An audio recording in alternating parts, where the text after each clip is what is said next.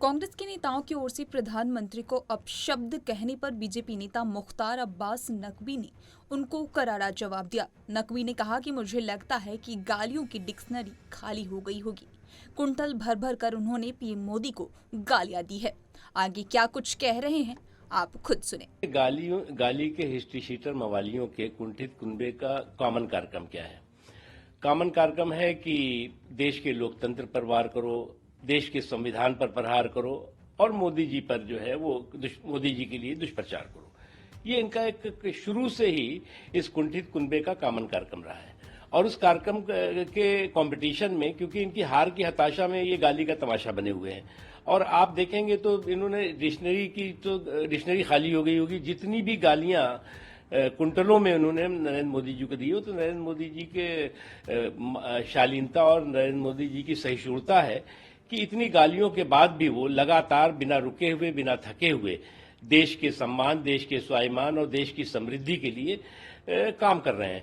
और इस कुंठित कुनबे का जो समस्या है, जो प्रॉब्लम है, जो परेशानी है, वो ये नहीं है। परेशानी ये है कि 2014 के बाद नरेंद्र मोदी जी ने दिल्ली के सत्ता के गलियारे से सत्ता के दलालों की नाकेबंदी क्यों कर दी?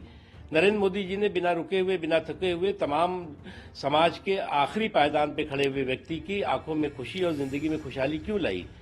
क्यों उन्होंने जो है वो परिवार तंत्र के पंजे से लोकतंत्र को जो है वो मुक्त कराया, सुरक्षित कराया? क्यों उन्होंने जो है वो डायनेस्टी को जो है वो डिमोलिश किया, डायनेस्टी को जो है लगातार वो डिफीट दे रहे हैं? क्योंकि इनकी नजर में तो डायनेस्टी मतलब डेमोक्रेसी है। डेमोक्रेसी, अगर डायनेस्टी खत्म हो रही तो डेमोक्रेसी खत्म हो गई।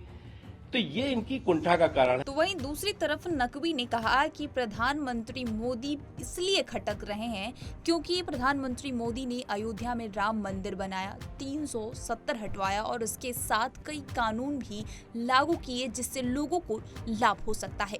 लोकतंत्र को खत्म करने का प्रयास था। इस तरह की बातें कही। क्या कुछ कहा आप खुद सुने। यही कारण है कि नरेंद्र मोदी जी ने 370 क्यों खत्म कर दिया, राम मंदिर क्यों बनवा दिया, ट्रिपल तलाक क्यों खत्म कर दिया, सीए क्यों लेके खड़े आ गए।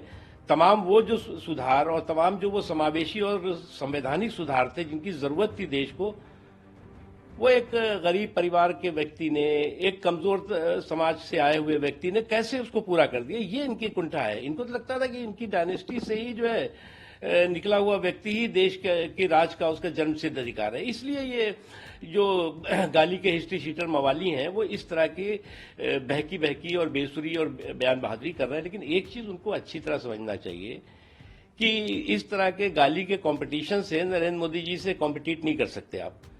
गाली की प्रतिस्पर्धा से नरेंद्र मोदी जी को आप परास्त नहीं कर सकते, उनके जुनून और जज्बे को परास्त नहीं कर सकते, उनकी लोकप्रियता को परास्त नहीं कर सकते।